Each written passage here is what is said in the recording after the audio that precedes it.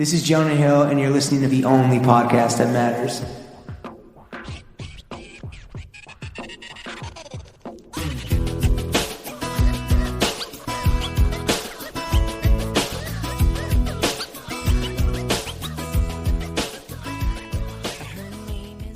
Throw Gang, we are joined by the King of Cum, the Admiral of Astoria, Euro step into the food truck, the Overlord of Old Bay. He ain't the Greek freak, but he got that freaky tzatziki, the artist formerly known as the Toothless Titan, the Pasha of plus-size modeling, the letterbox legend, the Jizz General, the Don Dot of the dirtbag left. You can smell it in the air. That's butt cheek super spreader weather, the chuckler in chief, the governor of the giggle, the big cheese of the chortle, co-host of Cum Town and comedian Stavros Halkias. Stav, how's it going, buddy? Yo, how we doing, boys? Thank you. Quite the intro. Yeah, dude, that's the patented thing where we just want to lull you into submission before we, yeah, just keep them finger coming. You gently. Exactly. Yeah. Stav, if in just name alone, this is a fashion podcast. So the first thing we want to do is a little fit check with you, where you're going to walk us through the totality of your outfit so that the audience at home can paint the mental picture. Do you want to start top down or you want to go bottom up? I will go. There's only 2 articles of clothing that I'm wearing, so it's going to be pretty quick. Okay, it's going to be pretty quick. I'm wearing my T-shirt is Martin Scorsese, Edgar Gonzalez tee. Edgar rocks. His shit is so cool. He just hit me up and he like fucking gave me some free shit. And usually I get offers to get free stuff all the time, and it's almost never worth the right. The thing it's dog shit. It's like because they're gonna want like promo, and it's like I don't really want to be associated with your stupid brand. If for free, especially like for a fucking $20 T-shirt, it's I can afford a shirt. You know what I mean? Usually that's what it feels like. Yeah. But his shit is really tight, and I just he sent me some shit, and I have not done my laundry, so I'm wearing go out level T-shirts just around the house right now. It's a baller move, yeah. And thank you, yes. And then the shorts are they are I want to say bird dog. Oh, okay. Black on black. You know what I'm saying? These have the built-in fucking like liner shit, right? Yep. No panties. Little balls. Yeah, no panties for the little balls. Okay. And honestly, I've been free balling quite a bit. Some shorts have taken some major L's throughout this pandemic. As I'm back blown out to go without the boxer brief. So we're keeping it real. I got I'm at home. It all feels like the pandemic's ending. So I feel like I got a month left of like really being in the dojo. I got a home gym downstairs. Me and my roommate rented out the basement, like our shitty little scary murder basement in our like mold infested Astoria apartment building. And that's the dojo now. The dojo, we're getting swole as fuck. So I still, I got a nice musk going. So it's like, that's what I'm wearing. Those are the 2 articles of clothing I'm wearing, but I've also got like an aura. My pheromones are off the charts right now. Right. See, that's the Cum Town Stav throwing fits difference. Not only do you get the visual mental picture, but you get the oral. That's right. Yes, the sir. smell-o-vision just coming through your fucking AirPods. And then, the spectacles, I feel like, is a bit of a signature. Are they vintage? Like, what's the deal with those bad boys? Yeah, dude. Honestly, I needed glasses. I'm going to say 10 years ago. I'd never had glasses, right, in my life. I was always a squinter. And I thought it was perfectly normal. And then when I started doing comedy, I started driving from Baltimore to DC basically every night and could not read like the signs. And I was like, all right, that's dangerous. Yeah. I was like, all right, maybe I gotta figure some shit out. So I just went I don't even remember like a website, and I bought like a bunch of different glasses. I bought like 4 of the cheapest glasses, and I bought one pair that I thought I was like, yeah, this is my shit. People are going to love these. Some like gold, like some like, weird frames. They were like maybe $50. And then I bought some big ass plastic ones like as a bid. I was like, and they were literally $4. And I put those on. People were like, these are the coolest glasses. They look like at least $8, by the way. Yeah. They're $6.90. They've been bumped up to $6.95. It's like Uncle Junior vibes a little bit. Like it's a geriatric frame. I would say. Yeah. And also a little like 70s sleaze, like Dove Charney type beat. Yes. Yeah. Charney, no rape is kind of my vibe. Exactly. I'm trying to go as sleazy, but it's all consensual, baby. Absolutely. It's the aesthetics. It's all aesthetics. Yeah. I think, that's the shortest fit check we've ever done on this show. Oh, real quick, the Fitbit, you know what I'm saying? Right. I'm the 20,000 step bastard. Sure. I'm trying to famously go on a health journey. What do we have right now? Yeah. What do we have right now? By the way. Oh, today We're at 14K. So, you know, I gotta go on a little brisk post podcast stroll, but you know, we're going to do it. Absolutely. So yeah, that's the fit check. The Fitbit is, I'm going to declare it the accessory of the summer right now. Really? More than like what, an Apple Watch or whatever the alternative would be? Get the fuck out of here with that Apple Watch bullshit. They suck dick, dude. I got an Apple Watch. I'm a sucker for the commercials. I'm like, oh, it's gonna fucking tell me how thick my blood is. You know what I mean? I'm like, I need to know that shit. Yeah, right. And it sucked dick. It was I literally just wanted the fucking pedometer, and I was like, oh, and you know, if there's some extra shit, cool. There's no way to get a pedometer that works. You have to like refresh it manually. It's one of the simplest things of all time. Yeah. Fuck the Apple Watch, Fitbit gang for life. I'm gonna when you jerk off, do you have the Fitbit? That's why thank you. And I'm gonna take. I see exactly where you're going, James. Go for it. I used to have it on my right hand, but it was juicing the numbers when I took off. Putting up Barry Bonds stats. He was cooking the books. I'm trying to go Pittsburgh Pirates bonds. I'm not trying to go SF bonds. I'm lean. You know, I'm trying to lean out. I'm trying to just put the numbers up with honor. No asterisks. Right. No asterisks. No jacking off asterisks. Yeah. And we were putting up some numbers in that category as well. Oh, I'm sure. So the lean, mean Greek machine. Yeah, you got to keep it. You got to keep it kosher, dude. I respect that because you're a man of respect, dude. You got to give it to get it. And, you know, that's what we stand for on this show. Stav, we briefly talked about working out. We're going to get into the whole fucking, you know, Fat Lil Slut Summer, fit boy. But are you just not physically, not spiritually, not mentally? Are you sexually prepared for the horniest summer in modern history? You know, I'm dick pilled up to the gills. Okay. What's your pill of choice? It's a Blue Chew man. Well, of course, I'm a company man. You know, the Blue Chew Corporation is very good to Cum Town. They put a lot of money in the fucking coffers. So I'm not going to sit here and on a show and say the competitors. And let me just say real fast, I was getting a little curious. I'm like, well, you know, I am a company man, of course. You know, I love Blue Chew, but let's see what the other offers are out there. Some of the best prices on these. I'm a Cialis guy. Okay. And I did a little, I'm not ashamed to admit it. My eye strayed for a second and I looked at hymns at Rome and all this other bullshit.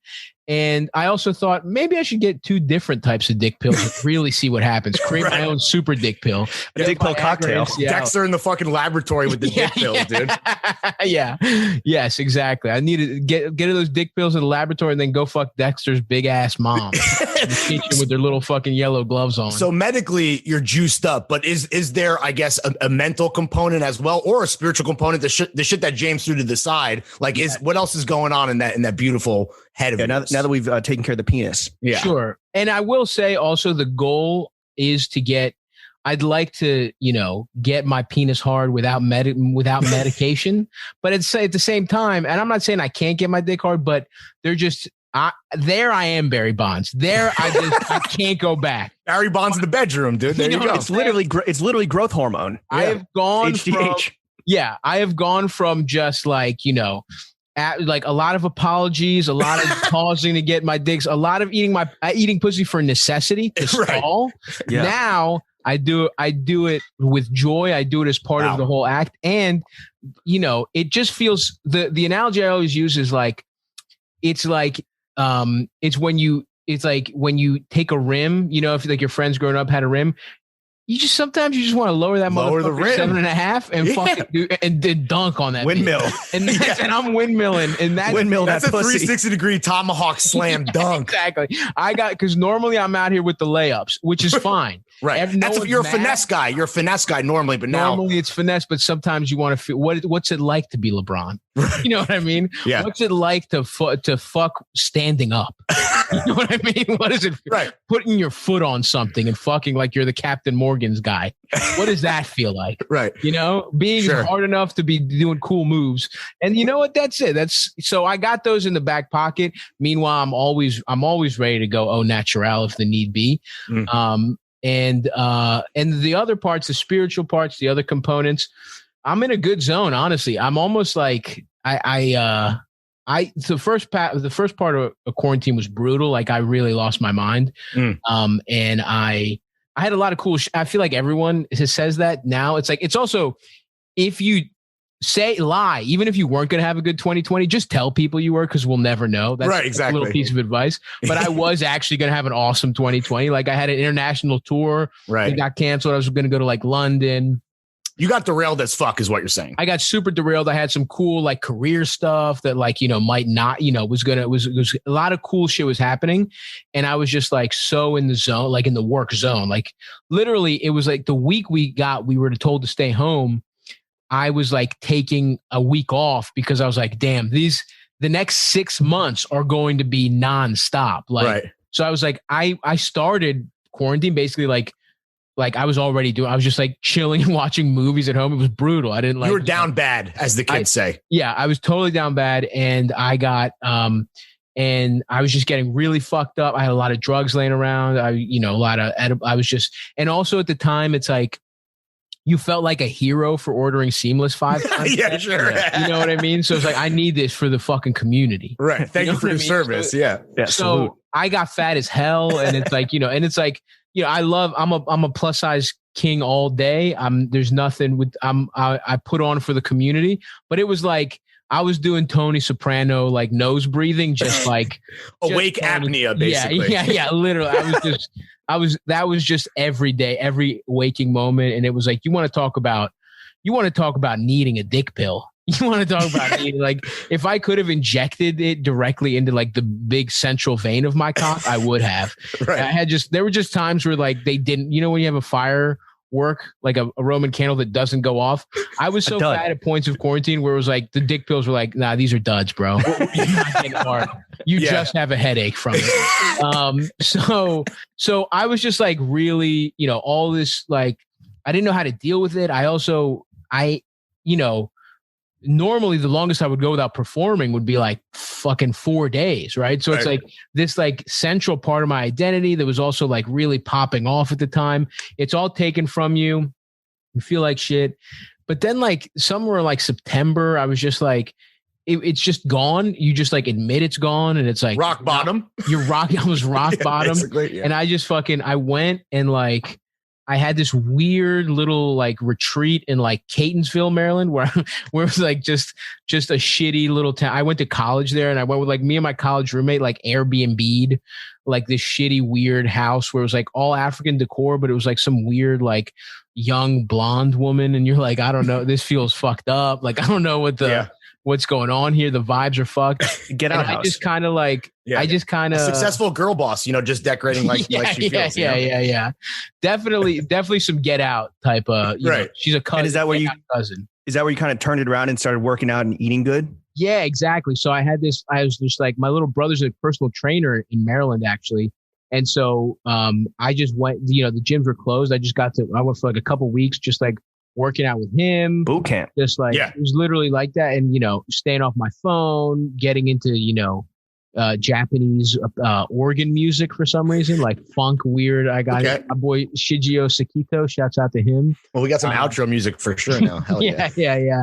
Now I'm into some other shit. I don't know. I weirdly became like a Japanophile, but with no like anime shit. I was just randomly reading Murakami because my friend had one, and I started watching like, HBO Max was popping off, and they had a bunch of Kurosawa, and then I was just listening to like, just very, very specific weird Japanese genre music. So for whatever reason, the Orient set me straight, and I was just like, and ever since then, it's been like pretty good. I've been working out. So you found your Zen through that kind of like that retreat. I was doing yourself Mr. Miyagi. And thank you for coming on the only podcast co-hosted by a half Japanese person.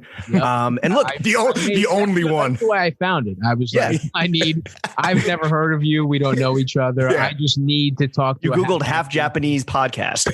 Listen, you got to dip your toes in. I can't go whole Japanese. No, of course not. You're not ready yet. Yeah. Start with the mongrels and then we'll get to the purebloods. Exactly. Well, look, if it sounds like you're back to hopefully having a 2021 that, maybe is similar to the 2020 you're supposed to have, or better. Like the person that's currently having like a moment in 2021 is this, Chet Hanks shit with White Boy Summer. That's sure.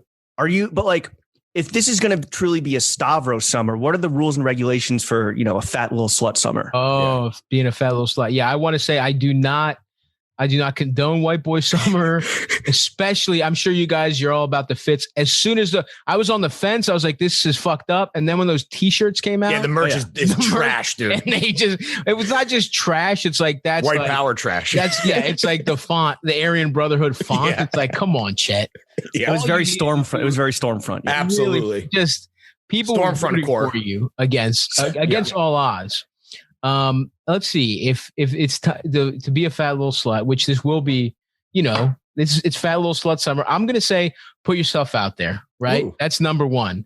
Just take a risk. Okay. Who gives a fuck? You have been not in your house, not fucking for a year, right? So let's say you try and someone rejects you. Who gives a fuck? You're still at school. You're still at not getting pussy. Right. So it's like you're at zero. Take wild swings, brother. Just get there, build it up. It doesn't matter. Believe and going off of that, believe in yourself. Okay, that's huge. You got to believe that that's a possibility that you can fuck. All right, put yourself out there, but understand that you deserve to fuck, and that goes for the gals too. Which I think it's gonna be a little easier. All right, I'm just talking specifically to my fat little slut brethren. Right. You good, bro? I thought you were frozen there for a sec. Larry's bad. I lost all my internet. My bad. No, it's all good. So take a swing, believe in yourself. And I'm going to say use condoms is big. I was not always a believer, but had a couple different types of close calls, and I'm not pro condom in a major way. Thank you very much for endorsing it publicly. Is there a condom of choice? Yeah. Oh, yeah. I mean, listen, I'm using condoms. I'm using the thinnest ones allowed by law. Sure. By the FDA. Yeah, exactly. I'm calling up the FDA. I'm like, can we shave a couple millimeters off? It's like you're lobbying on behalf of making the condoms impossly thinner. Yeah, exactly. You're like a fucking F1 car. Exactly. Yeah, right. Shaving off. Yeah. He wants that McLaren cock, dude. Just like. Yes. So I'm whatever the fuck the thin Trojan ones are. They're like a little more expensive. There's two different thin ones. One has 10 and it's the same price as the one that has 12 in the pack. That's how you know it's the good shit. Right. Because it costs a little extra to EPC, price per condom. Exactly. That's right. No generic on this side. I mean, I think like over, tracking your social media, because we've all been locked up. Like you went from being a beautiful bald bitch to now you had this like NYPD Blue Arrow Dennis Franz thing going.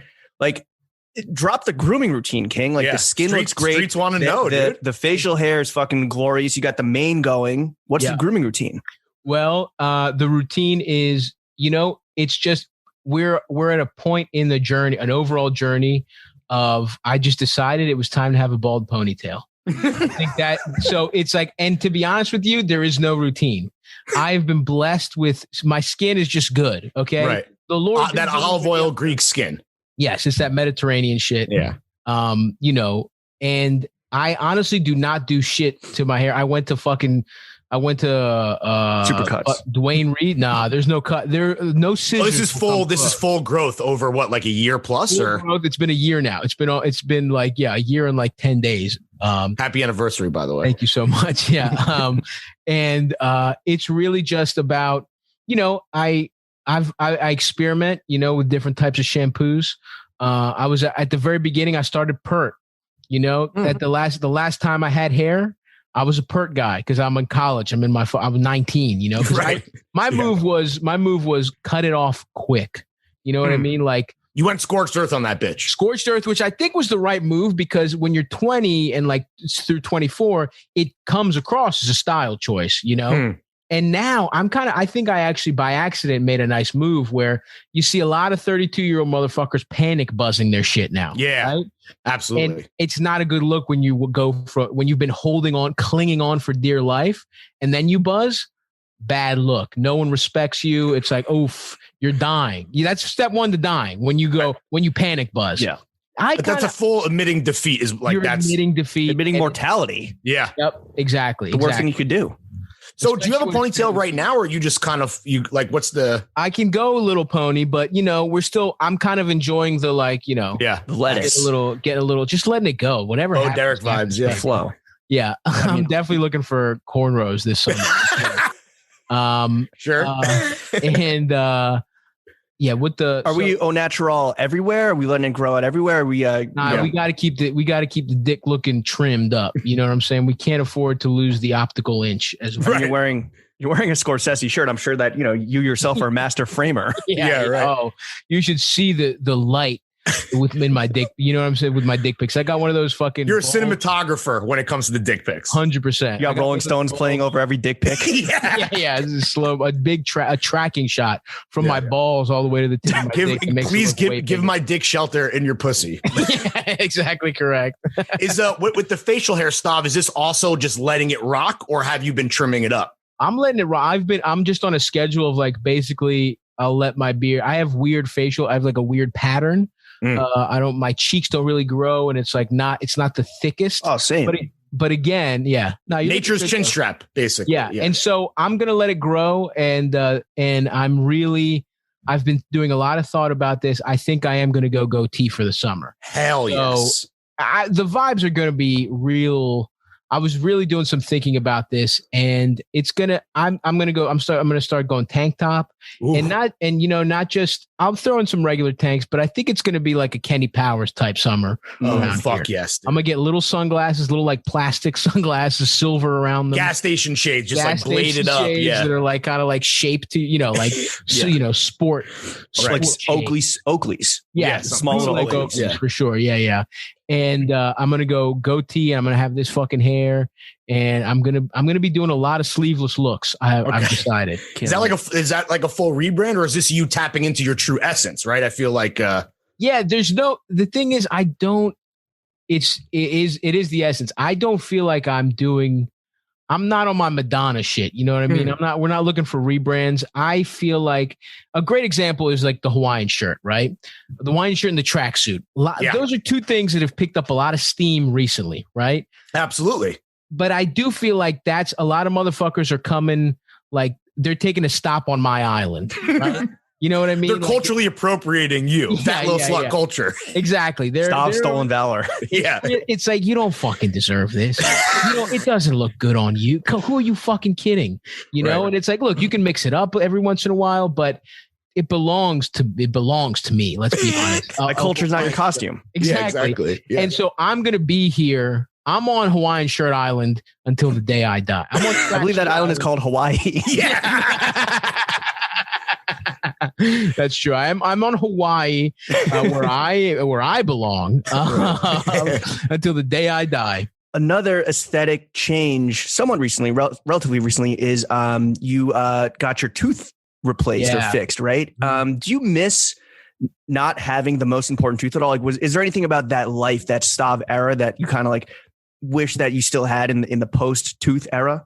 100%. The greatest tragedy of my life is that the bald ponytail and the toothless era will never meet.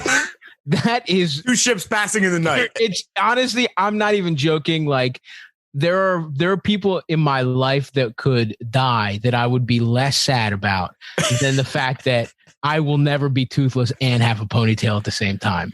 It's one of the most fucked up things I've ever done. And I do miss it because, like, to sort of go back even to the last question about like, is it a rebrand?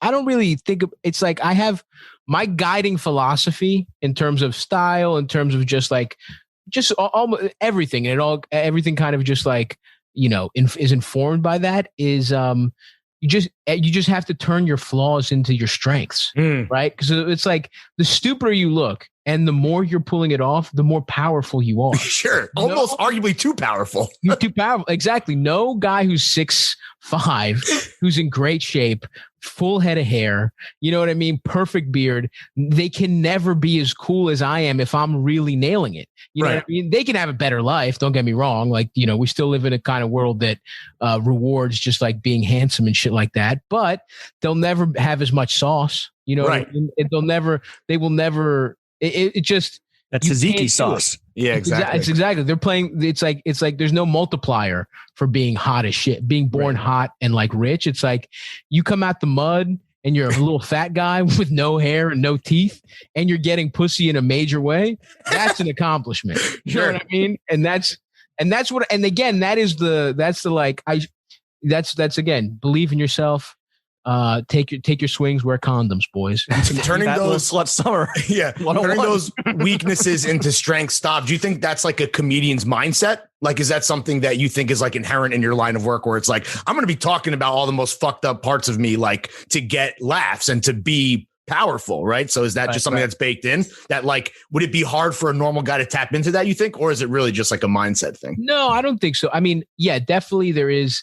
If you think back to a lot of comedians, it's like, and it's really painful when you see someone starting out and it's just like so obvious that what they're trying to do is like, make, it's like, yeah, it's like my fucking dumb bitch wife is just fucking my neighbor. Can you believe this? And everyone's like crying. It's like, yeah. Like I need to see my kids. Yeah, that's right. I'm winning. Okay. I'm fucking featuring at Red House Tavern, lady. You know what I mean? I sleep in a race car. Do you sleep in a race car? Exactly. It's like, it's really pathetic when you see like, and I'm sure if I went back and watched like my like stand up from when I was 19, I'd be like, Jesus fucking Christ, dude, what are you doing up there? But, and certainly it's like, I think as a little kid, it's like I was insecure legitimately about like, being the fat kid, all this guy. I was in my youth, a t-shirt in the pool guy. And I've completely shed that to the other point. It's like, now I'm not insecure at all. It's like, I realize like people want to fuck everyone. There's a person that wants to fuck everyone, right? And it's your job to just be the best version of you, because there's a ton of people that want to fuck you. You know what I mean? Even if you're a fucking dumpy, dumb piece of shit right now, there's plenty of them listening. I'm guaranteed. Yeah. Oh, yes, sir. Sure, without a doubt. Guys, yes, sir. Not pulling off whatever $700 shirt you told them to buy. There's 500 of those guys right now. But here's the good for those guys. For that guy who's awkwardly standing in like some bowling shirt somewhere right now with with your fucking and some like way too nice like some shiny ass shoes. What is some guy who's not ready to do that yet? You can become the guy who can pull all that stuff off. It radiates from within would be and it's anyone can do it. In fact, I think it's easier if you're not a comedian, because comedians are sort of like, you're just inherently obnoxious, just like, self-absorbed people. It's like, if you're just a normal guy who realizes like, hey, it's not that bad that, I mean, Stav, we've only known each other for like 25 minutes, but like this aura, this philosophy is shining through it. It's your superpower, and it is like very magnetic and charming and attractive. And I think that this is a big reason why you are plus size modeling's current it boy. That's and right. From this perspective, from this, at the top of the peak perspective, industry leader. What are some like fat guy fashion tips that you would love to share with any of the big boys that are listening right now? The husky boys. Okay. The biggest one, the absolute most important one is you got to be honest with yourself, my brother. All right. We've all done it. We've all looked at the exact angle where you can't see your titties. You know what I mean? And you're just looking straight ahead. You got to be honesty is key. Take that. Listen, it's going to be painful. Take the fucking side view. You got to check out the side view. All right. Be honest with yourself. Are those buttons doing a little too much work? Is the middle button, is the fifth button on your button down sweating? Can you hear it creak? Is it begging? Is it begging for relief? Yeah. You need a bigger size. Like Spider-Man trying to hold back the subway. Release me. Exactly. So Jonah Hill said something very similar. He's like, know your body. Be honest about your body. Yeah. You got to know your shape. You got to dress for the body that God gave you, right? For better or for worse. Exactly. 100%. Jonah's like Jonah Hill's like the blueprint if you want to be real about it. Like I remember being like I don't remember at the first time I ever saw him was when he was in 40-Year-Old Virgin, and he looked so weird and like cool, but he still had like his vibes were he was like selling like goldfish. It was the eBay. He's a customer in the eBay store or whatever. Exactly. In Catherine Keener's store. Yeah. And I was like, who the fuck is this guy? And then it's like, obviously, him and Superbad is the blueprint. You know what I mean? Like, don't get too crazy. You got to, but dress for your body 100%. Be honest with yourself. And then what I'm talking about Hawaiian Shirt Island, Tracksuit Island, that's you. Those are your claims. Tracksuit Island is Staten Island, I believe. Officially, right? Yeah. Exactly. That's your inheritance. That's where you belong. You could dress for comfort. But yeah, you got to be honest with yourself. And I guess it really just is like wear shit that fits you. You can get a bit of a baggier thing.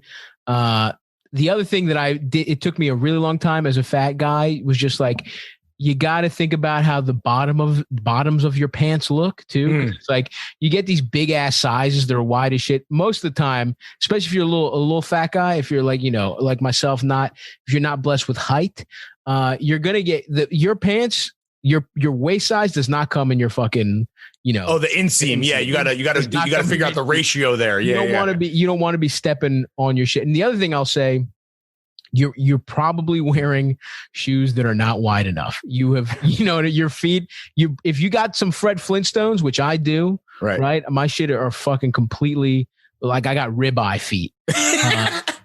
Get it just delicious. Me and guys that have birth defects wear the same shoes. Like, I don't know. I buy my shoes. I have 6E quadruple the widest. You're a New Balance boy, right? I'm a New Balance boy. Which I like them anyway. I was always a New Balance. Yeah. Like they were always in the mix, but I used to be a big sneaker guy, but it's just like my feet just didn't fit. I had foot problems.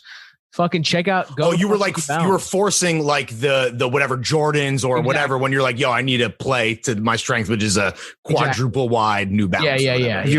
Have your feet slimmed down at all since you started getting in the dojo? Yeah, does that happen? No, I got the ribeyes for life, bro. I'm gonna be in the 6E forever now. Okay, you and Shrek at the birth defect store. Yeah. So, but you know what I will say? If you don't have wide feet, that is a nice little place as a fat guy wearing a cool shoe. Because again, if you're gonna adjust for your body, unfortunately, a lot of people aren't making great shit for us. Facts. So your options are not that big. What I will say is, go to Old Navy quick. They got a couple nice button downs. You got to wear them fast before the broke motherfuckers get to them.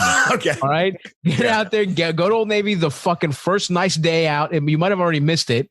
Get the fucking 2XLs and because they're generous, but you got to wear them fast before everybody else gets them. All right. So that's another the trickle down driponomics, as we say on this show, before it becomes widespread. Stav, speaking of, like, we talked a bit about Jonah and some of these kind of like archetypes for bigger guy style. Who do you think, in your estimation, are the most stylish fat guys of all time? And maybe they're even like fictional characters. We'll like leave it up to you. Right. Interesting. Yeah. That's a great question. Thank you. Yeah. Definitely Lawrence a year ago, I would say. Yeah. I lost some weight myself. Tony Soprano, just to kind of get the conversation going. Obviously. Tony Soprano is absolutely. Yeah. And there is there's definitely a moment.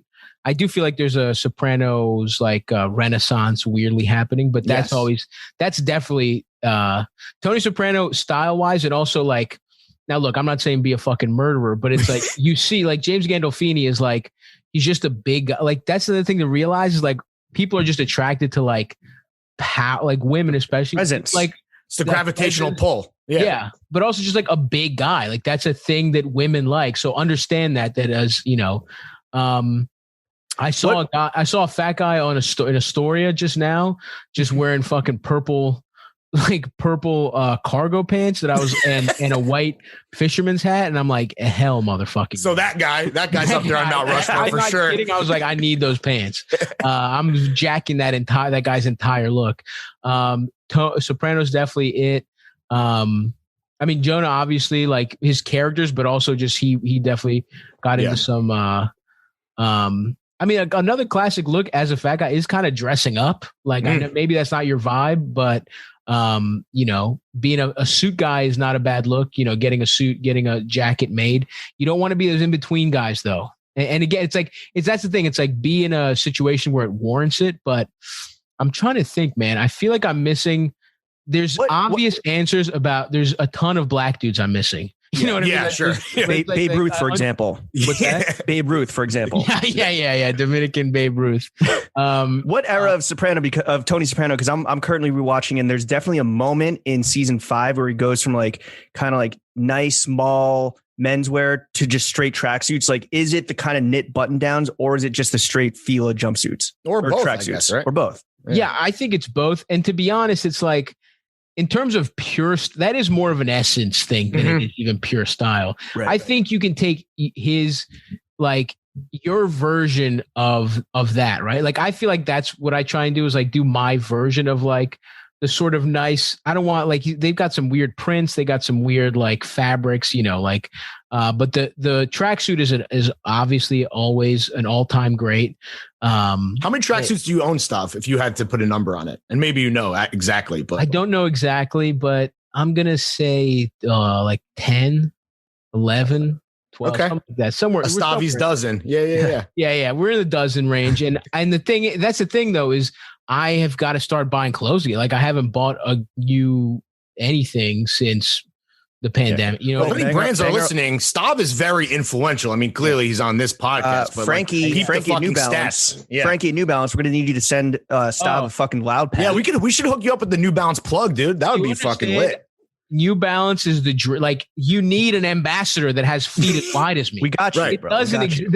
A guy more perfect does not exist to be the 6E.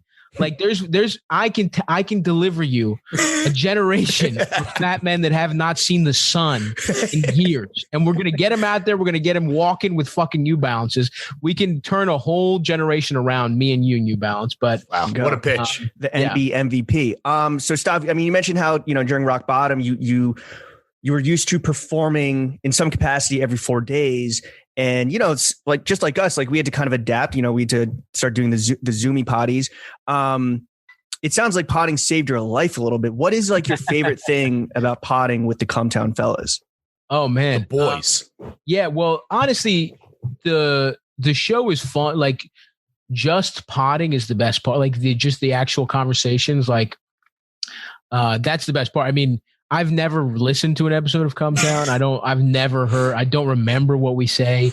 It is just like the reason that show is fun is because that was our relationship. We've sort of monetized our friendship, which is weird. Psychologically is a little weird because it's like, oh, well, I'm not hanging out unless someone's cutting the fucking cake.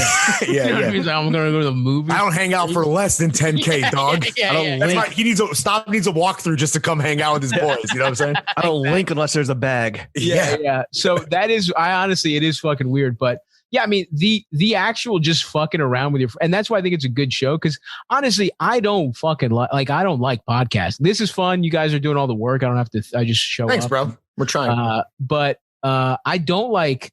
I mean, I started doing comedy because I love stand up, right? And it's like I love a dying art form that nobody gives a fuck about. And like, it honestly, Cum Town is like. Imagine if like the dumbest thing you've ever done that you don't give a fuck about is the reason you pop. And that's what happened to me. It's like, it's fucking a stupid show. I know it's funny, but it's like artistically, bullshit. It's just us fucking around and calling each other gay. It's like, and the joke is we're stupid. The joke is only stupid people would say the things we're saying. Right. And that's the whole thing. And it's been that for 5 years. And it was the kind of thing where before we started the show, I was like, I don't know, it's been 5 years now. So I was like, 27 and it's like my career was going all right. Like I had a little bit of just pure stand-up, momentum going, but that takes forever. So I was sort of like, I really got to be serious and stop, just fucking around and just, I'm so stupid. Everything is a dick joke. Like I need to just turn it. It's like, I need to just kind of be an adult now. It's been enough. And then it's like, no, actually, the stupidest part of you will earn you everything. Yeah. It's like you have to grow it and you have to keep being stupider. Be stupider. Yeah. Yeah. So what's the worst thing? Is it that the dumbest thing that you do is what you're most known for? Or have you moved past that? I don't care. Honestly, it's like, I think that's kind of fun because people know me in one very specific context, which is not who I am at all. Like it's literally, that's the like dynamic me, Nick and Adam have is just like so specific to just like us that we kind of started when we were doing open mics in DC, 10 years ago, like in, diners and shit like that, just us fucking around. And it's actually kind of fun when people come see me do stand up because a lot of people are surprised. Like there's the worst part. Your gay stuff. Yeah, or like they underestimate you is what you're saying, and you kind of like that. That's fun. I like that because I'm good at I'm good at stand up. The worst part is the people that literally just think like not only is the podcast who like that think me, Nick, and Adam sleep in like triple bunk beds. Yeah, you know what I mean? That think like they're like, dude, what the fuck? What would Adam think of this? It's like I don't know. I will see him when we record. Like he's my friend. I see him a good amount, but it's just like that. That's the weirdest part. Like people that like.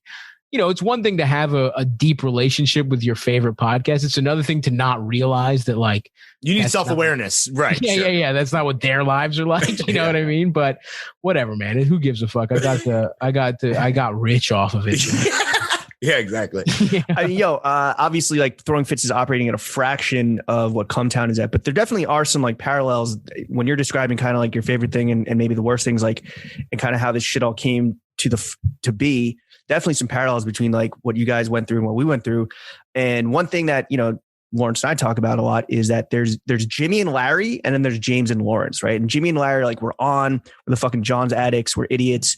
Yeah. And I mean, you said it yourself, like there's Stav the human and there's Stav the character. How would you kind of describe the difference between the two? I don't know. I mean, the character on the show is it's not even a character. It's just like, I'm a guy that's like, all right, how fucking quickly can this be over? it's like I'm a guy. And the funny thing is like, it's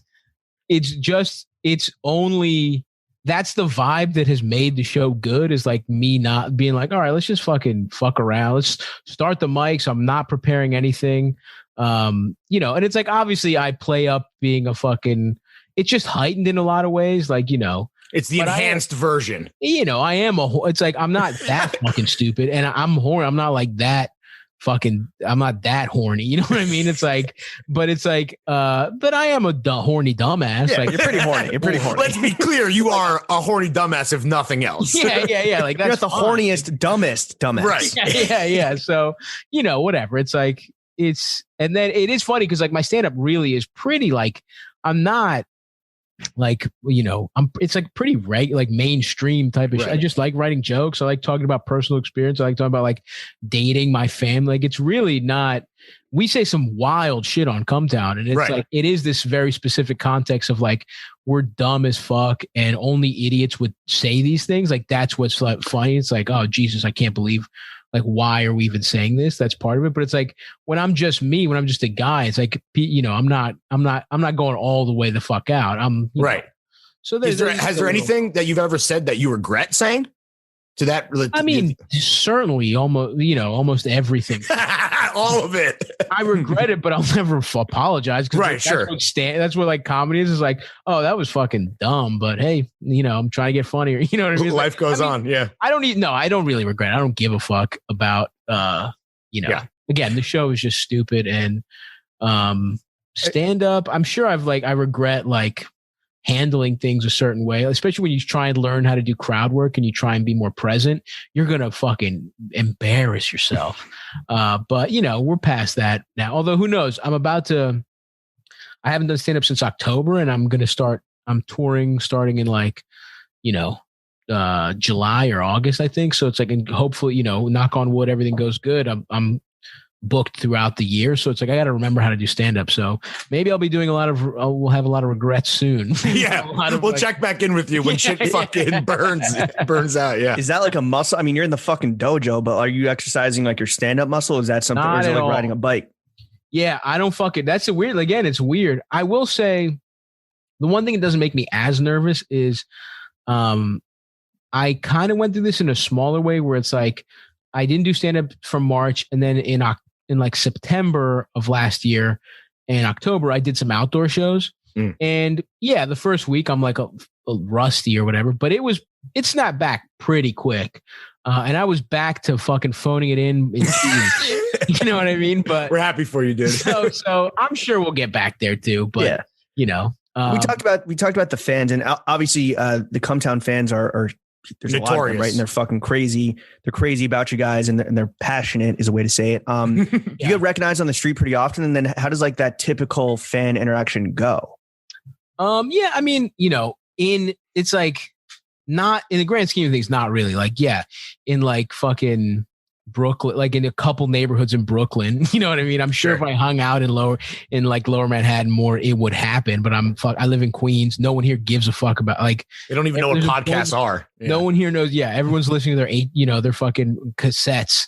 They're listening just like disco. Yeah. They're walking. Yeah. So here, never, a couple times in Queens. But most of the time it's fine. Every once in a while you get somebody who again thinks it's like, hey Stav, you're fat. And I'm like, what? I don't know you, dude. Like, we're not friends. I have shamed a couple people, which is fun. you should. Yeah. That's fun. But, for the most part, it's, it's pretty cool. Is that flattering? So you like it then? You're not like against it as a thing that like just comes with the, territory. Yeah. It's like, I'm not, if someone's like, yo, if somebody just says, what's up? It's like, yeah. Hey, what's up, dude? I don't mind that. If somebody tries to just fucking really just like the same way it would be just if a total stranger tried to talk to me for longer than I wanted to. It's like, that's the way I look at it. It's like, hey man, if you're just not being a dickhead, yeah, it's cool. It's even cool as long as you're not a fucking piece of shit. Yeah. Do they try to like out Stav you, like, or like be like a Nick or an Adam to you? Sometimes at live shows that happens, and that's my favorite because I'll just fucking wreck those guys. It's awesome. that is one of the best parts of the show. Is like there was some guy in Boston who was just so drunk and he was like just shouting all the time and just like had multiple DUIs and everyone's just shitting on. And it was great. It was like this bonding experience between me and the whole rest of the crowd about what a piece of shit he was. So that guy against the world. Yeah. Yeah. Honestly, though, that guy, I will say, most of the time they're ashamed. That guy was so in his own world. I don't think he was just like, that was a pretty good show. You gotta respect it, man. Everyone hated him. Respects the craft. I mean, he's from Boston, so calling him a piece of shit is a bit redundant. Exactly. But so when you start going on tour again, I know that Chuck was kind enough to inform us that previously when you've been on tour, fans are wanting to give you free drugs. Yeah. Is that truly the best thing about having a super successful podcast and comedy career? Yeah, it definitely is a great. It's a nice perk. Yeah. Especially the perks. When the perks are the perk, yeah. The longer, most of the time it's like, but now the more I think about it, it's like, damn, I've really taken some loose pills.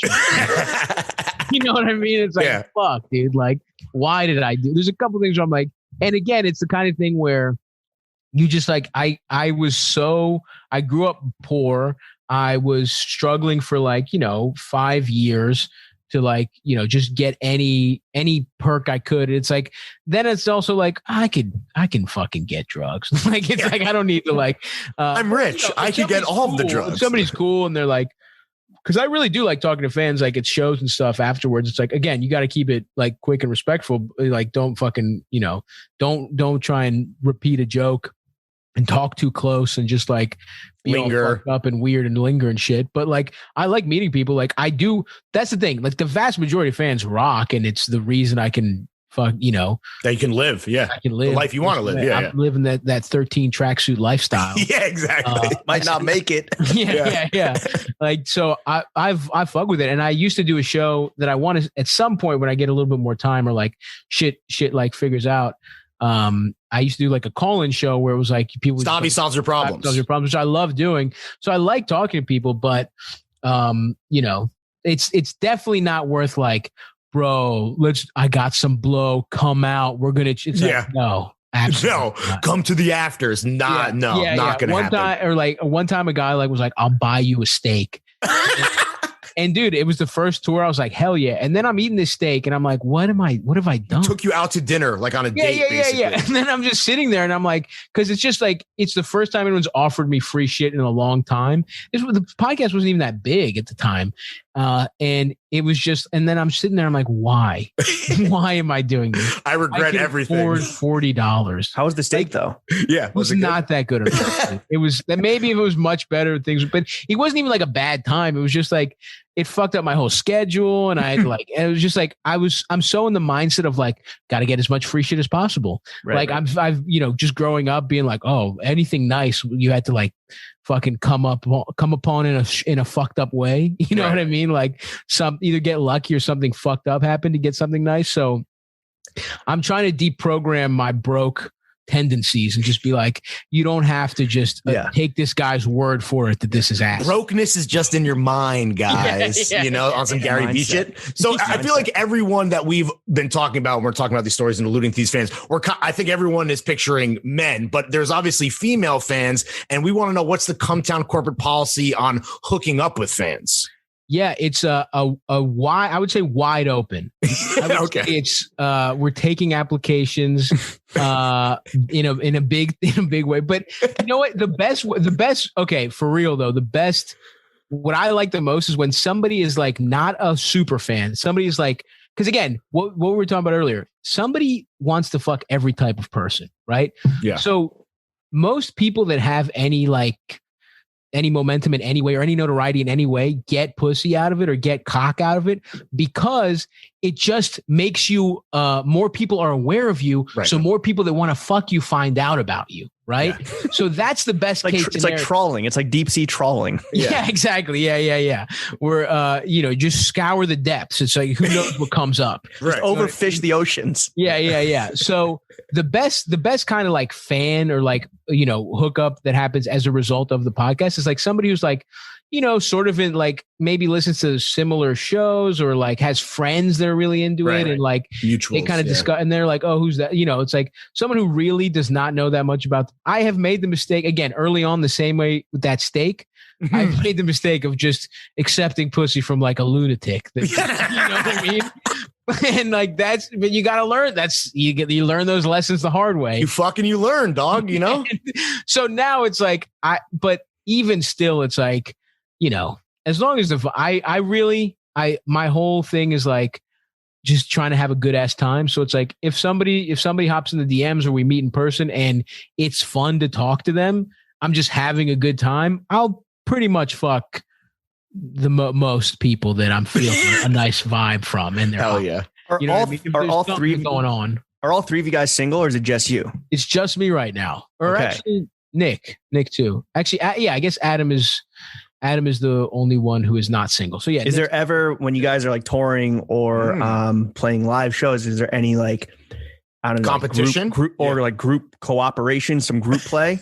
Cum Town train running or no? It's always been somebody's had a girlfriend. We've never all been single at the same time. And I just don't see how that would, trying to get pussy together would be weird, man. Honestly, it's like, I'd like to have a nice party with my boys. I like somebody. But it's just like, I don't know. I think it's one thing when it's just you. When it's just you, you could sort of convince yourself like, oh no, she likes me. Yeah. But it's like, when you're in a room with girls and they're like, could flip a coin for who fucks who, then you're like, all right, I got to get It's a real groupie situation. I don't want. I got to go eat a fucking steak. Yeah, I can't do this. Like, and that's, again, I've definitely in the beginnings probably fucked women that would have been like, yeah, I'll fuck either one of them anyway. Yeah, doesn't matter to me. Yeah. And at the time I was like, great. At the time where I'm like, if I saw if I saw a sandwich that was pretty well wrapped up when it was thrown away, I'd be like, awesome. Jesus, who's throwing this away? I was taking trash pussy at the same time. You were a pussy raccoon. You were a raccoon. I was a pussy raccoon. You're dumpster diving for some vagina. Yeah, absolutely. And now I think I'd like to I've graduated. I'm not a scavenger anymore. Right. Eating shit before the expiration date on the label. Exactly. Yeah. Oh yeah. Absolutely. I mean, yeah. We've talked about the stand up and your general career and how Cum Town, clearly the podcast has like been your thing and gotten you fucking into this 13 tracksuit lifestyle. But like, yes, have you given any thought to what you will do when all good things must come to an end, like post podcasting? Oh, what are you talking about? You mean I can't be a 42-year-old man that does Cum Town? You mean I can't be at my son's like preschool and one of the like janitors like, yo, bro, I love the show. And I'm like, shut the fuck up. I'm with my family. Don't say it. I just take him outside, just fucking stab him real fast and put him in the dumpster. No, I mean, I guess I've given some thought to it, but I don't think we're close to that yet, but yeah, obviously I don't want to be like, 40 years old or whatever. Because you guys joke about it all the time on the show, but in terms of like talking about this sincerely, there's not like some event horizon that's been like established. You're just going to feel it out and see what happens. Yeah. But at the same time, if it ended tomorrow, I would not be surprised either. That's the thing about this show is like, there's been times where I'm like, this is the last show I'll ever do with you. Like at all. It's like, it's been because of the fans, it's been because of the guys on the pod. It's like, there's so much random bullshit has happened where I'm like, it's not at a certain point. Again, I grew up broke. I could be broke. You know what I mean? Right. But the pod rocks right now. We're having a great time doing it. And, but afterwards, it's like, I'm always going to be doing stand up. I do want to get into like acting. I've been writing some stuff. I made like some shorts before the pandemic and you made some shorts too? Yeah. Different type of short. Yeah. And that was part of like short films and stuff was part of what I was going to do in 2020. And so, just that kind of shit. I do love, I love comedy first and foremost. That's like the thing, ever since that's what I want my career to be in. And so, just creating shit and finding a way, to stay, to just, if I can just eke out a living, just creating and, having a good ass time, that's the dream, baby. And that's the thing. It's like everything from now on is house money. It's like, when I was 19, I was like, I would love to fucking make $42,000 a year as a headliner. You know what I mean? With no health insurance. Like that's all I could see. So we have so far surpassed, I've hit a lot of those goals and it's all gravy. And I I have some more ambitions and stuff that I want to get done before I'm really like, but I'm close to being like, who gives a fuck?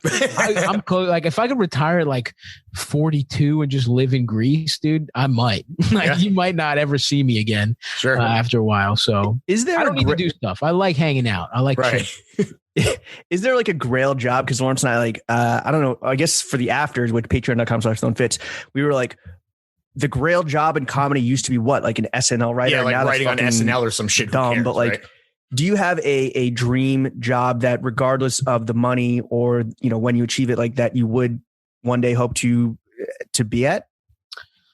I don't think that it really, there is one place. Like, I think the dream would be like, you get to write and be in your own show or your own movie. You know what I mean? Like that, the dream is to just like do a couple special, like, honestly, that's the thing about stand-up that's great. The dream is to be able to tour and make a living doing stand-up. And it's like, there's no, I'd like to have a special or something. And in terms of like, what are my absolute, like, I'm good if this shit happens. It's like, yeah, man, if I'm, I want to do a couple specials, but I'd love to just, I just want to be funny in a lot of different ways, but there's no like one job. It's like, I'd love to have my own show at some point or like have a show that I wrote or, even if I'm not acting in it, either wrote it or created it or directing, whatever the fuck it is. And I'd like to make a movie at some point, but it's like, there's no one job where I'm like, yeah, that's what I want to do. Right. So it's really kind of just existing and getting by and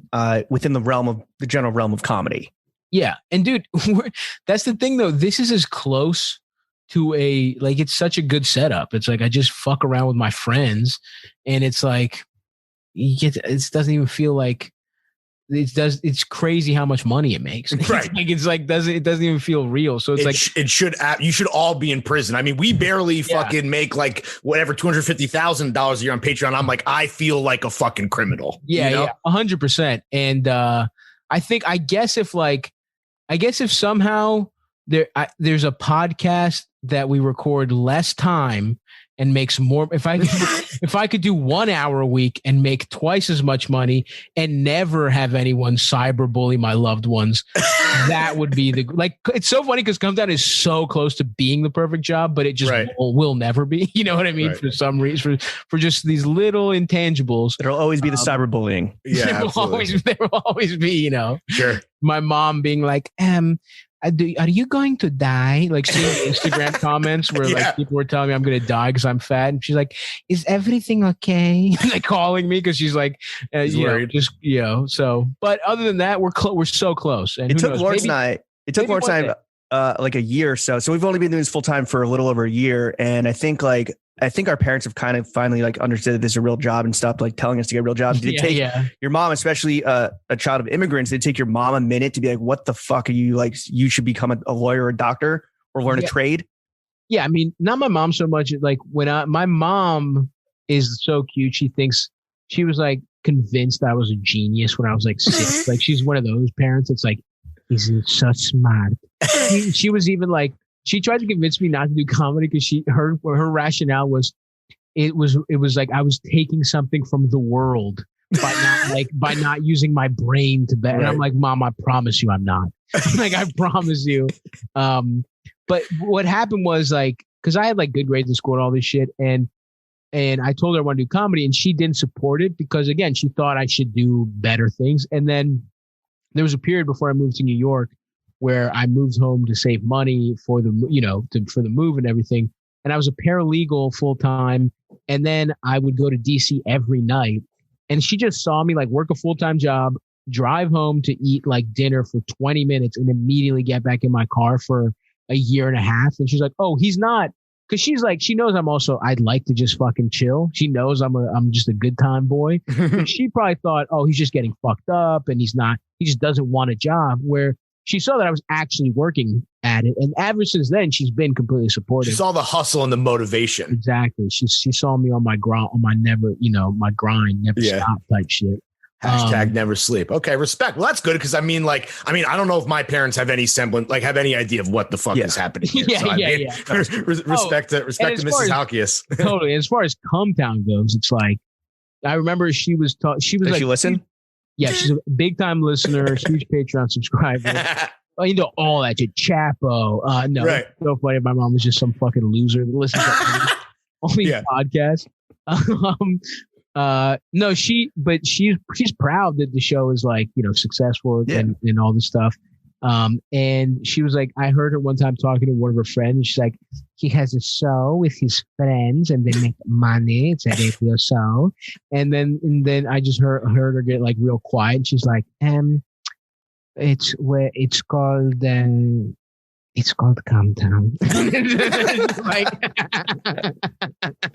her secret shame. Yeah. Her genius son, the co-host of a show called Cum Town. It's called anything else. It's not like this lady is ever going to look. Doesn't even know what a podcast is. But I couldn't even give her the dignity of being able to say the name without being. Yeah. First, you deprive the world of your genius, and then you deprive your mom of her dignity. You son of a bitch. Exactly. I mean, stop. So your mom's proud of you. You're obviously a hometown hero, and you did the very classy move of injecting money back into the community when you became a homeowner in Baltimore. Are you planning on returning there, especially now that they are no longer prosecuting drugs and prostitution crimes? Yeah, I'm actually I'm in Baltimore right now. No, I'm not. I've been getting my dick sucked nonstop on horse ever since they made that pronouncement. No, that is fucking cool. And your horse is wearing New Balances as well. Yeah. It's fucking cool that they did that. But I will never live in Baltimore ever again. I'll go visit. I love it. I'm proud to be from there. It's a fucking hilarious place. Charm City, baby.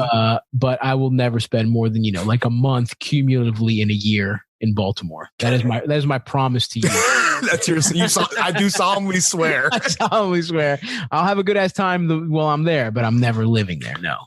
Stav, you're a huge NBA guy. Do you root for the Wizards or are you just like a fan of the league? I can't root for the Wizards. That's the thing. It's like DC and Baltimore are just so different. It's like so insanely. It would be. I watched the Wizards. I was in middle school when Jordan was on the Wizards. So it was like, I would watch all those games, but I was like, I would bounce around, like my fan when I was a little kid.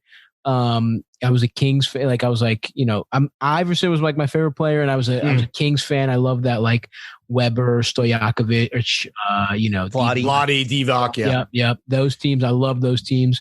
Was pissed when the Lakers when Tim Donaghy fucking fixed it for the Lakers. That game 6 or game 7. So you're just a fan of the league, right? So you're like an NBA fan. I would bounce around. I was a Phoenix Suns team, but overall fan of the league. Now I'm a Giannis guy for sure. Right, of course. And I guess the question in terms of like, the Thrunk Fits universe is, what do you think of the tunnel fits and who do you think has the best and worst style in the league, if you even care about that? I do care about it. It is cool. It is like, I do like that these guys are just like, they're taking the opportunity. They're rock stars, right? I mean, that's really what it is. To set themselves apart. I gotta say, like, I think I love Russ. I think Russ is cool, but sometimes he's just too experimental for me. Yeah, he's off a bean, dog. Like he's the coolest guy. Like I fucking love. He just had this whole shout out Brody. Yeah, he just went 20-20, and he's done that I think 6 times. He now is the all-time leader in triple doubles on the Wizards, which is awesome. After like 30 games. Yeah. And no, so I got it. Sometimes he's just a little too out there for me. A little too avant-garde. I think, I mean, you know, the guys that get a lot of the attention, I think I love this. I love him. This, like, he's a young player and I think he's really good. I think Shea is. Oh, Shea. Yeah. That's who we consistently, if we were to say like, that's the guy who gets like real good fits off, like shit that we would wear. Exactly. If we could afford it, you know? Exactly. And sometimes he'll dip his toes in being fucking weird, like too weird, but it's like, for the most part, it's like shit that I can follow, you know? Right. I did love the Carmelo like huge hat era that everyone fucking looking like Carmen Sandiego, like on his brunch shit. Yeah, he was like basically like vibing to go to brunch. Yeah. But you know, I'm still like, I am a child of that. Like I said, Iverson was my guy, and I'm a child of extra wide. You should have seen my jeans in high school, bro. Yeah. The you know, just wide as fuck. Did your high school instituted dress code to stop you from getting fits off as well? So I love looking at those pictures where Iverson is wearing like clothes that would look big on me now. You know what I mean? Like, were you rocking Jenkos? Like, what was the what were the high school fits? You know, whatever Levi's, the widest legs that there was. You know, I mean, you know, this is 07. There's like 04 to 07. I mean, everything. I don't know. I mean, in Baltimore, everything was fucking baggy as shit. Right. Just the throwback jersey era, you know, all that type of stuff. So, so I was, I love seeing that era of fits too, because they're so funny. They're like cultural relics. Yeah. All those draft suits, right? Obviously is a great example of just the absurdity of like the LeBron draft class. Class photo is incredible. They should get that in the fucking all-timer. They're the last, and really that was like the last bastion of that too, because those guys became skinny jeans guys. Right. Yeah. I mean, when they were 18, it was like, that was still cool. But as they grew up, now they're like, you know, like I said, they were corrupted by capital F fashion. We have the only one who wasn't Tim Duncan. Yeah, true. The normcore god. You gotta give respect for sure. Yeah, hell yeah. Stav, another interest of yours that you spend a lot of time on and is a passion and love of yours is cinema, film. Right. What is during quarantine, what's been the best movie that you've watched? Ooh, damn. I've seen a lot of bangers, honestly. Yeah. What slapped the hardest? Yeah. You know what? I'm probably going to say Jackie Brown. Oh, yeah. Have you never seen it before? Never seen it. First time seeing it. I am a Tarantino fan for obviously as a toxic male. Yeah. You got to go with Quentin. Mostly I'm like, when can I see a white guy say the N-word? And that's how I pick movies. And then it just kind of became I was like, oh, this is a good movie. And maybe it's actually, this is a fucked up part of it. Yeah. But no, I fucking I loved him. And I just had never seen Jackie Brown for some reason. And so it was like, it just blew me away. And Pam Grier is the fucking best. And De Niro is incredible. Yeah. De Niro just being able to be like, it's a little weird because De Niro brings so much into that role. Like De Niro himself, anytime he's on screen, you expect big things from any character. So the fact that he was playing a like just supporting, like part of you's like, nah, this guy's going to do something great. Like, right. But he's just like a 2-bit guy. Yeah. He was but it was cool to be like, oh, he's just going to nail this part of like this fucking weird stoner. Yeah. And Samuel L. Jackson is unbelievable in that movie. And with Max Cherry, I think that's the guy's name. He's so fucking good. The guy who plays Cherry. I don't think that's his name. I think that is the character's name. I don't fucking remember. But yeah, he was obviously a piece of ass back in his day. And they had like that tension, that longing was unbelievable. And it's still a great crime movie. So sure. And then you have Keaton. Keaton's fucking so good in it. Yeah, that one is. I just watched your socks off. Yeah. But I'm trying to have a overall education in action cinema as well. I really want to write an action movie. Hell yes. They're my favorite. It's my favorite, my favorite type of dumb. What's your favorite era then of action movies? Like 80s or 90s? I'm going back. I thought I would love the 80s way more than I did, but it's like it really is like there's a couple incredible ones and everything else is kind of like good.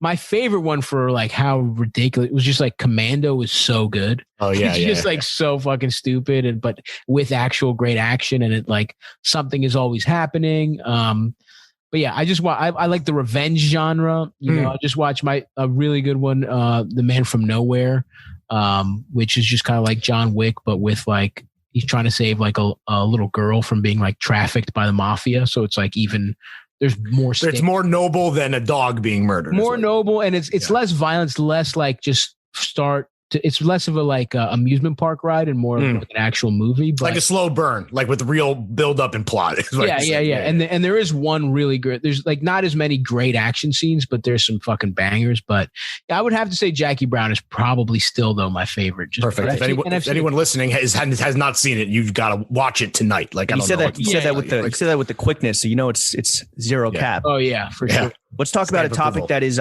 near and dear to our hearts, throwing Fit's hearts, and yours as well, I think, which is money. You know, it's a gauche topic, but it's one that has to be addressed for the good of society. Sure. You know, Cum Town, much like throwing Fits, it's all about transparency. And similar to you guys, and I think we took our cue from you, is that our Patreon numbers are public. They're out there, right? You can see what we're pulling in every month from this specific revenue stream. I guess my question is, what is it like to make so much money? It rocks, dude. Yeah. It fucking rules.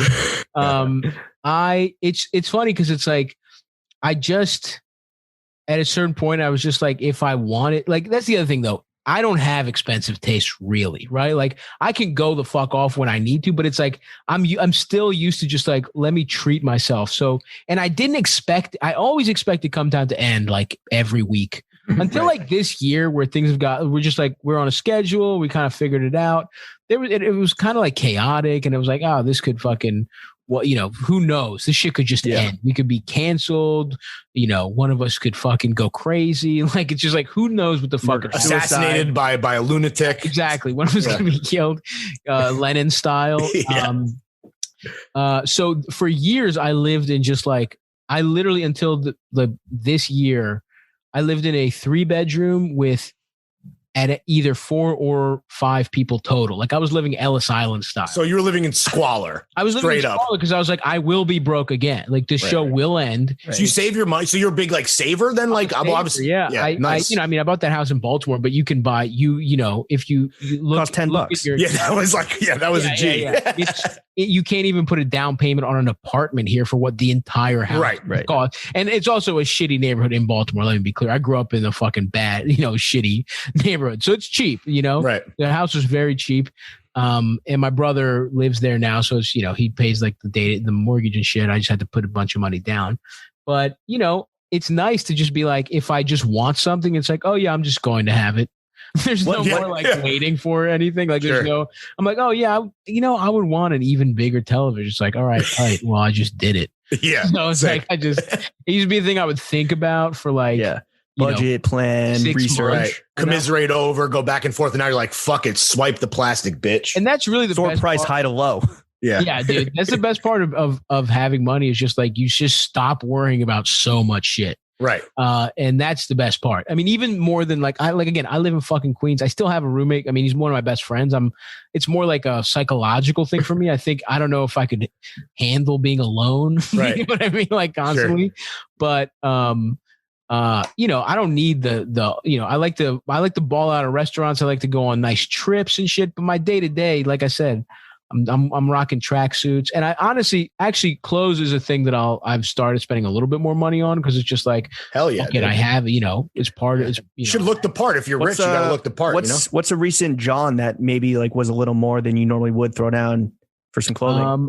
Let's see here. I mean, I guess I haven't like, I was starting to like buy more stuff. Like I'm talking, I'll just go to, it's really the one I haven't had a chance to wear is like this insane tracksuit from I was touring in Chicago and they had like a Chicago only tracksuit, I think, or maybe it was like only in the like Adidas a city edition Adidas joint. Some kind of shit that maybe it's even you can get it more, but I only saw it at that store. And believe me, I got an eye out for the tracksuit drops. And it was like this fucking tight, like dragon on the back, just like awesome thing. And it was like way too like you guys sometimes tracksuits are like, come on, why does this cost $300? You know what I mean? Tracksuit.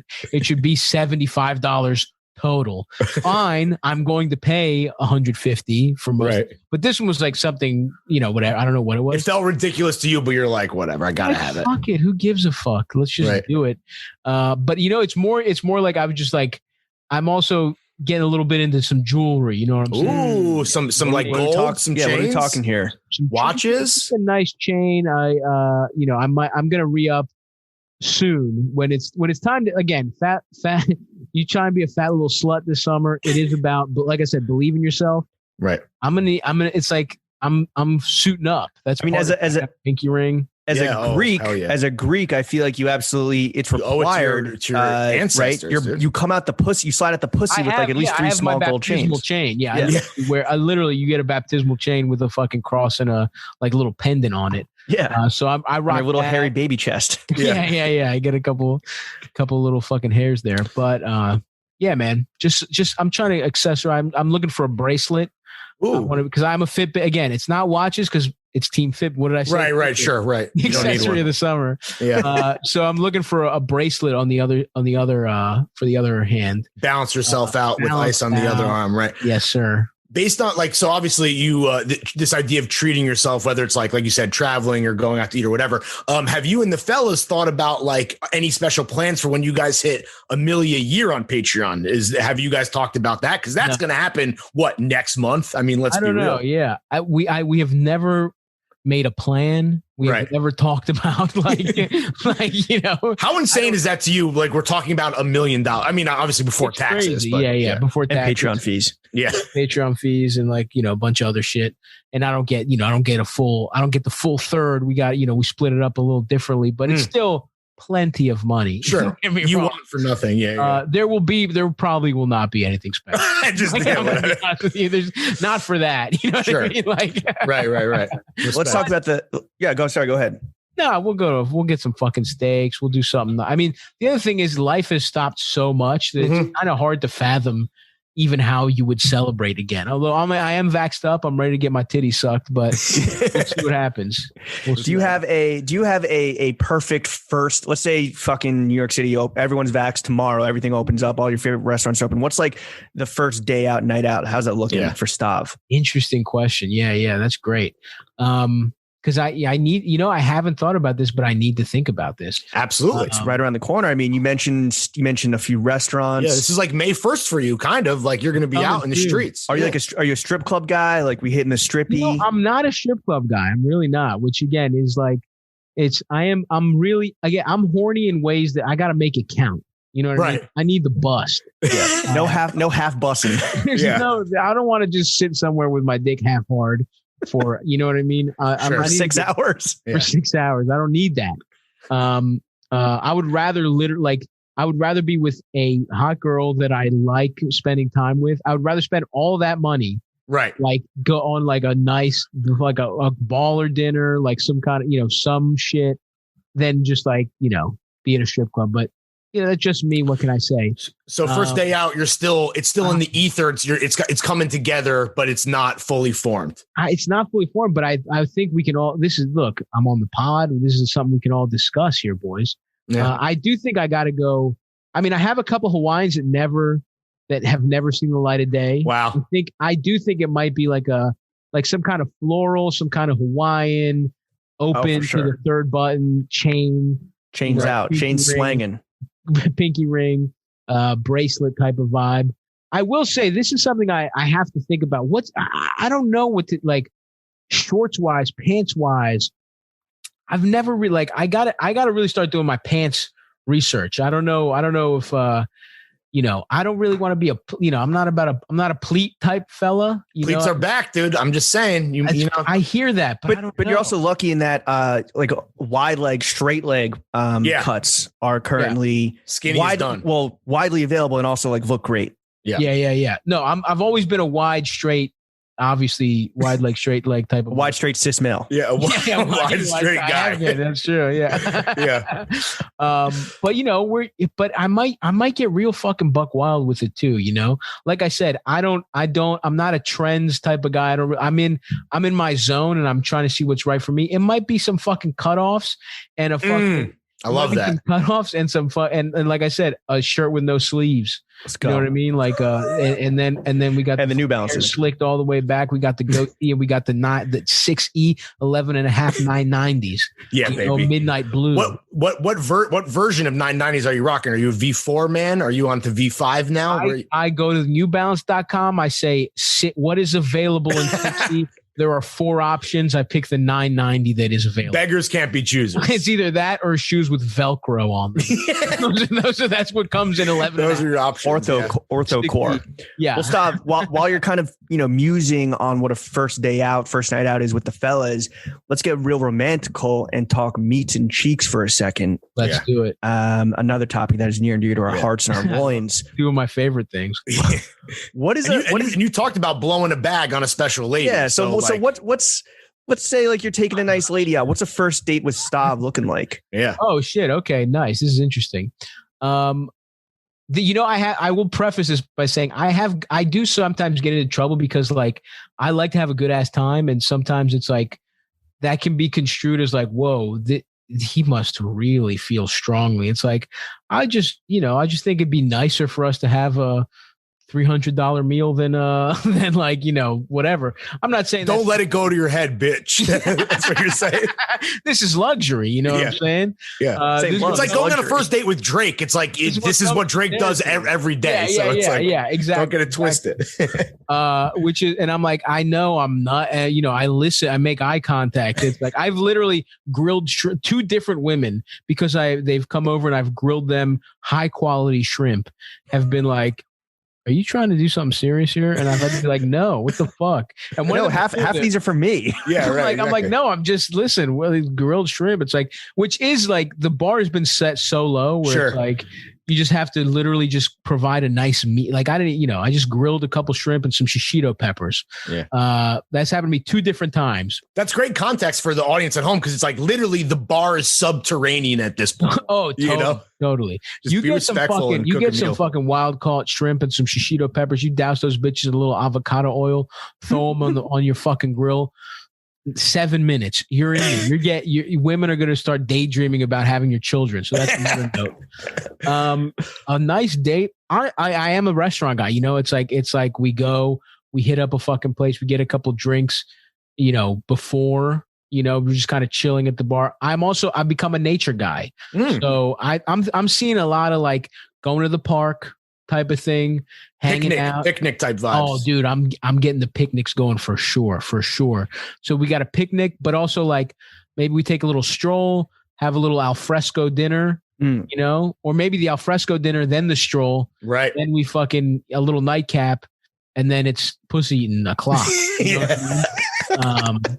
So I could see that sort of it's kind of going that way, but yeah, I'm not obvious. I don't like a loud place. Like my skills are like talking or listening or that kind of shit. And I do legitimately like getting to know people. Like that's the thing. I'm only doing this if I think someone's cool. I like their company. And so it's like, I don't want to be somewhere loud. I'm not a loud bars type of motherfucker. I am, but it's a nice meal and a drink again or a dessert. The vibe's got to be right. Stav, for the 18 million listening at home, we get this question a lot actually, and whether their intentions are to eat pussy at the end of the night or not. Yes. What are some like must hit restaurants in Stav's NYC? Ooh, interesting. I love this.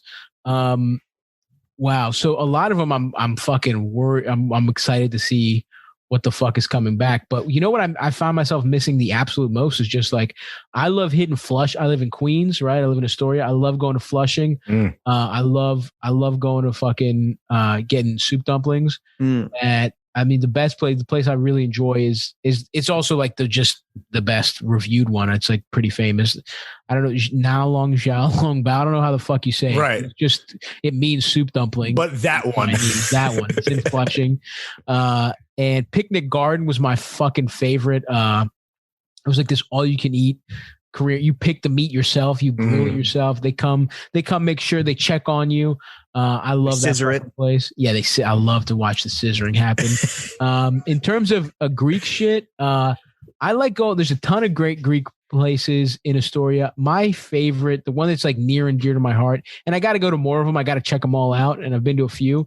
I love this place, Gregory's 26, which is just the food is really good, and the ambiance is hysterical. All these weird little fucking, it's not as like put together as like other Greek restaurants. Like, there's newer ones that like, any Greek restaurant that worries too much about the decor or the fucking customer experience and not the food, that's a problem. Sure. So go to Gregory's.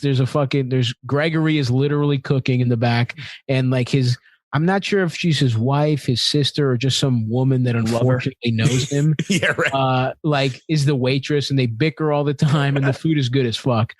But yeah, that's some Queens type shit. And then, damn, in Manhattan, I like going to fucking. Geez, what's the? I mean, I am a steakhouse guy. Honestly, I'll go to. Do you have a favorite? Like Luger's or like what's your spot? I do fuck with Luger's. Luger's is really good. What the fuck is the Keen's is the other big one. Keen's is a vibe for sure. I love Keen's. Keen's is that like old, you feel like it's been there since like they have that mutton chop. That's like if you want to fucking like if you're gonna ever have a mutton chop, it's like that's where you go to get. And let me tell you, I had a mutton chop on my 30th birthday too. Hell yeah. But you know what? This is the summer of discovery for me in that sense too, you know, because it's like I feel like I'm gonna be out there whining and dining a little more than I have been. So, you know, I'll report back, but those are my fucking go-tos. And honestly, I've been cooking all my own meals. I'm on like a fucking little bit of a fitness diet little tip right now. So that's the easiest way to get in shape. Cook 100%. Yeah. So I'm excited to be let loose on these restaurants again in a couple months. Well, the streets are going to welcome you back with open arms, brother. Exactly. Stav, last question on the only podcast that matters, Throwing Fits. Have you ever been in love? Yeah. Oh yeah, a couple times, sure. Who hasn't? People say no. Well, no, this is for you. This is not a question that we ask. We're just asking you. Yeah. You said it like it was, dude, of course I've been in love. I like to be in love. You're romantic. You can tell. I think I'm anyone romantic. I like having a nice time. You know, I've definitely had my, I've done a lot of like, damn, I really like that person more. I'm a romantic, but I also have all these, you know, my family's fucked up and you have all these like weird commitment issues. I've been in love and I felt it. And then like, when I've been faced with it, I've been like, no, I gotta fucking go, you know? And then like 6 months later, I'm like, damn, I fucked the money up on that one. time to just be fucking sad for 2 years. But yeah. Played yourself. Yeah, I get it. Yeah. But you know what? I'm out there. I'm looking for it again. Yeah. It's going to be a Fat Lil Slut Summer, but in the fall, who knows, man? I might be hitting some fucking orchards with somebody that I love. Apple picking. Hand in hand. Yeah. Apple picking with the main bitch. That's right. That's right. Stav, thank you for coming on to Throwing Fits, the only podcast that matters. Where can the kids follow you on social if they don't already? What do you want to plug, dog? Oh, yeah. Follow me on Instagram, StavyBaby2, for to see me in that plus size glory we discussed. I'm on Twitter, just StavyBaby. I'm going to be on tour soon. Go to stavy.biz. I got a couple, go to check that. Nothing's up yet, but I'm hitting a whole bunch of motherfucking cities. The merch too, right? We got new merch. We got some new merch. We got the Dream to Imagine t-shirt. We got some cute little fucking shirts over there. So, and there's a calendar, but it's fucking, April. Yeah. So, I mean, you can buy it, but I think we sell it for like $10 or it might even be sold out. But anyway, whatever, man. Just go check the shit out. Find me wherever. And thank you boys for having me. Stav, thank you for coming on the only pod that matters. Chef, slap that motherfucking Japanese organ music, my G.